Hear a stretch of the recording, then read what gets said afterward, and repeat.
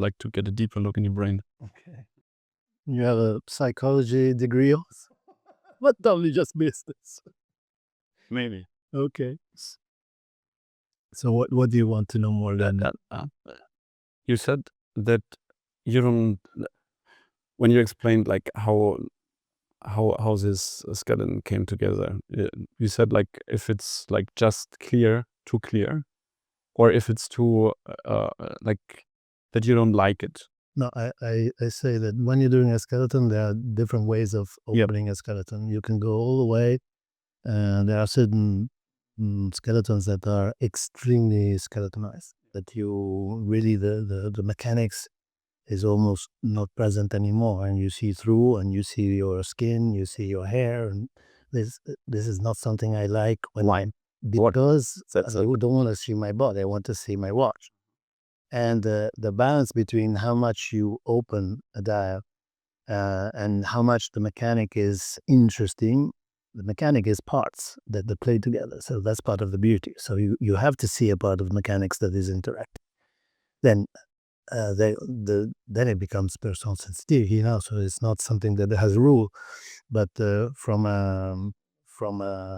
enjoying the pleasure of looking at an open work mechanic, the mechanic has to be also protagonist. So there is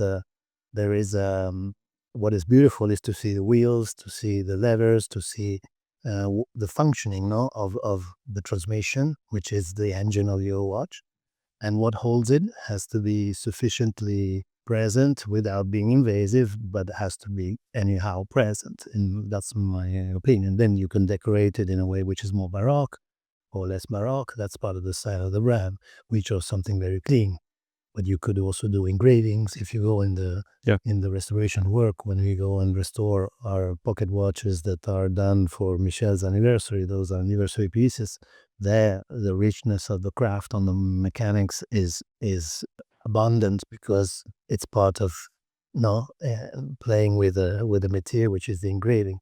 Here is the movement by itself that has to do with the design, with the finishing that is very clean, which is in the same philosophy of the collection. Our finishing are there, but they are not there. They are present without being invasive. The microto with the barred coil and guilloche. The guilloche is also so small that it's almost invisible. No, but it reflects the light, so it's there, but is not invasive. The same thing is on the mechanics. The mechanic of the skeleton is there, but it's not shouting that I'm a skeleton. You feel what I mean? I absolutely see. I see again like I see a framework there that you understand, you want to understand, and asking why in the end, which is also, I would say, like a part of taste, because like when it comes to taste, like status you can buy, but like the understanding the why of things, which I think is part of taste, understanding the why of things, how they work together, and understanding them deeply in their interconnection. That's what taste actually makes out, or a crucial part of taste in the end, which we see back again reflected in the work here, which I think is fascinating, because there's always like the question, where do we stop and how far do we go? And I see like in every watch, here at least, there is like the harmony, that there is like everything gets explored um to a max of what is explorable within the certain domain. um and that's fascinating, because in the end, like, that's again, what are we? It's not.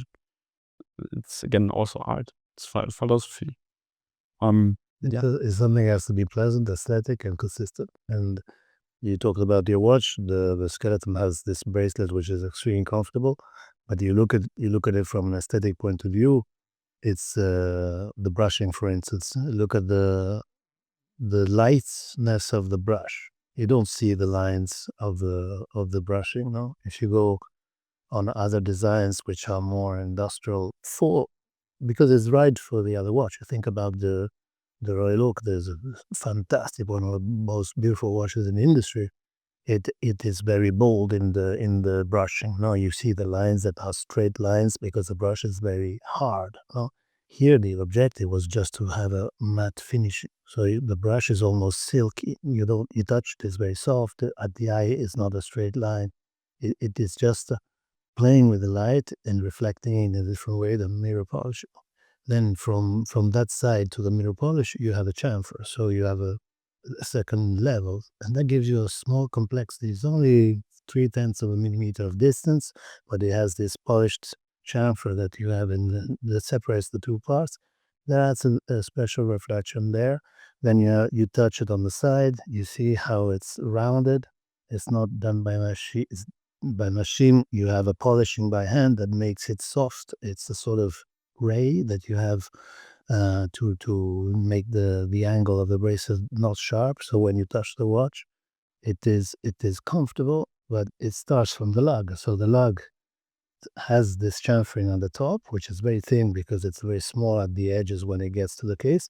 And then it has to drop and fall perfectly on the braces. So the two components done by two different suppliers have to perfectly match, and that continuity of the design, that reflection on the edge of the light that the light has. No, so everything is done for in a flawless way without compromise. And of course, it's expensive because to make these finishings, they are extremely expensive to make. But you wouldn't have that feeling of interest if we didn't go all the way. Think about the polishing of the lug that goes all around the lug, and it's polished, and then you have the brushing on the side of the lug and the brushing on the side of the case. So this means that the lug has been done separately from the case and then assembled afterwards, because you couldn't polish that millimeter that you have around the lug if it was done in the same moment. Yeah. So and these are all things that cost much more than doing it in a one block.